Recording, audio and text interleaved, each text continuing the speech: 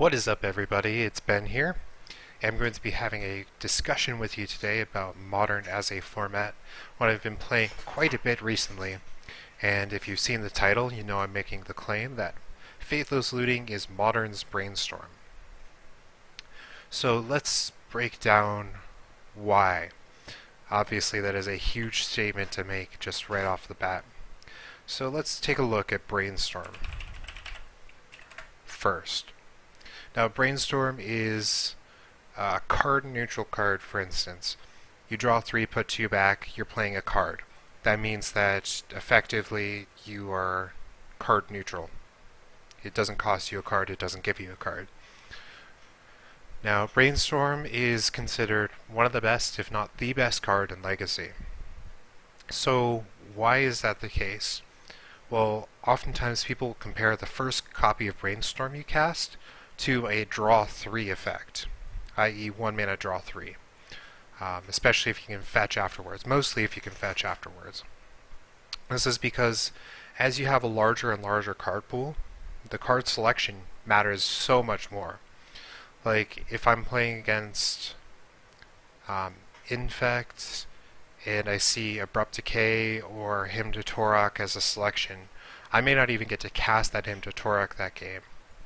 And so getting rid of it is effectively drawing or making that card that would give me 0 value into a card that is going to remove a creature and potentially win me the game. So as a pool of cards in a format gets bigger and bigger, card selection becomes more and more important. And this makes sense, right? If you think about it, card selection gives you access to more cards for a format. The more cards there are in a format, the more powerful cards there are in a format. The more powerful cards in the format, the more the deck's going to perform best when it gets the best cards. So Brainstorm is the best card in Legacy probably because of this.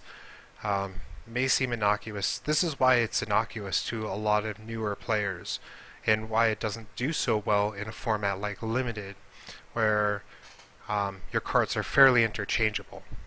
In fact, I would go so far as to say in standard formats without fetches, or without very common shuffle effects, Brainstorm wouldn't be that good at all. Obviously they can't print it because they can't give it access to the Modern card pool, but as a format gets bigger and bigger, Brainstorm gets better and better. And the fact that it is card neutral matters less than the fact that it's card selection, and it finds you the cards you need. Now, Faithless Looting is not card neutral, it is card disadvantage, i.e. you play a card, you draw 2, you discard 2, you lost a card. So why is it Modern's Brainstorm if it's that much worse? If it costs you a card, it has to be significantly worse. And to be fair, Faithless Looting is worse than Brainstorm. But the discard 2 cards actually is sometimes just equivalent to draw a card in some decks. And it really, really does not take much to make this discard 2 cards worth the fact that you're getting huge selection on your deck. So first of all, Modern's card pool is getting bigger and bigger, and card selection is getting better and better because of it. So draw 2, discard 2 is already something I would consider playing regardless. Just because the card selection effectively makes this card neutral already, actually. Whereas Brainstorm draws 3, puts 2 back, and is considered a draw 3. Faithless Looting draws 2, discards 2. I would even go so far as to say it's close to a draw 2, honestly. But if you can discard 2 and make that worth about a card, then you're looking at something that's not quite as good as Brainstorm, but is just about there. So we've been seeing decks like Mardu Pyromancer play Faithless Looting, even though their only payoffs for the card are Mardu Pyromancer itself, or the Young Pyromancer, getting you a 1/1 elemental. Doesn't seem like that would be worth the loss there of a card. And Lingering Souls discard. That is all Mardu Pyromancer plays main deck, to make use of the graveyard. Sometimes they play Bedlam Reveler, I think most of them still do. So having a light hand size is also not quite as big. But for the most part, those are your only two payoffs for direct graveyard interaction.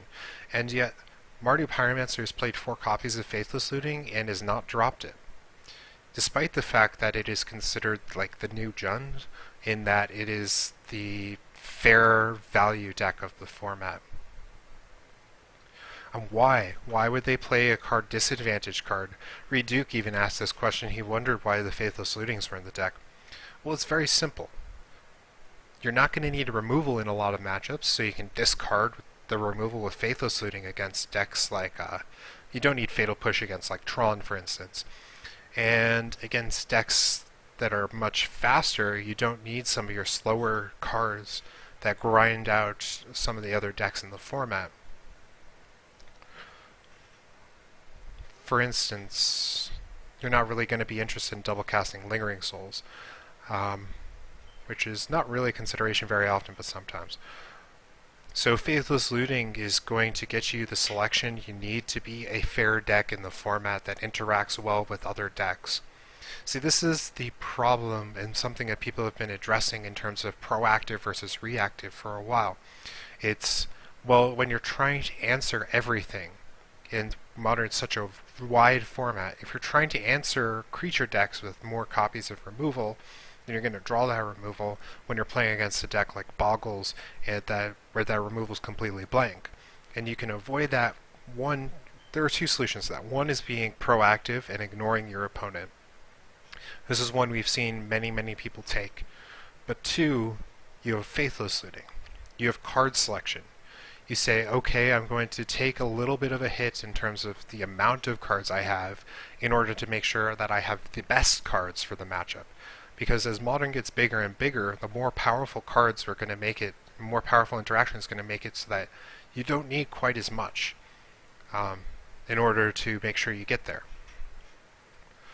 So as M19s come out, we've been seeing the rise of more and more graveyard decks. The new Vengevine decks that run Stitcher's Supplier. We have MTG Goldfish released a brew with Desecrated Tomb and Zombie Apocalypse and Squee. We have Dredge still.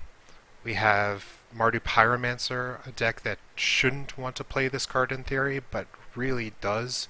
And I'd say for all these decks, including the ones I'm not naming that run Faithless Looting, which is quite a few, Faithless Looting is the best card in the deck a lot of the time. And the first copy of Faithless Looting you cast is often what you need to have your best and most explosive starts. For every deck, regardless of if you're drawing 2 cards, dredging 2 cards, whatever it is. This is the card that enables so many decks. It is the best card in a lot of decks. And you see more and more that Modern's becoming geared towards graveyard decks. You see in the last Pro Tour PT25, that somebody brought in their main deck 4 copies of Leyline of the Void. And you might say this was like a metagame call and that he was doing it to protect his bridges.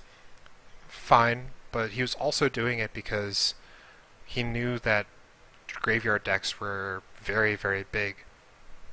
And most decks that aren't Tron that want to get past turn 3 are going to run Faithless Looting. I even think that there is potentially a blue control deck running Snapcaster that really should be playing Faithless Looting. Like, I think Jeskai Control should play Faithless Looting. I think that blue-white should put in red just for Faithless Looting. I think that's a mistake that they're making. I mean, you could also consider cards at that point like Bolts, because Snapcaster Bolt is insane, maybe even Helix, but that's basically irrelevant to the fact that Faithless Looting is going to get the control decks the interaction they need for the matchup, which is really what they need. So Faithless Looting is Modern's Brainstorm. That's my claim. I'm sticking to it. You can feel free and debate it with me. I will respond to every comment.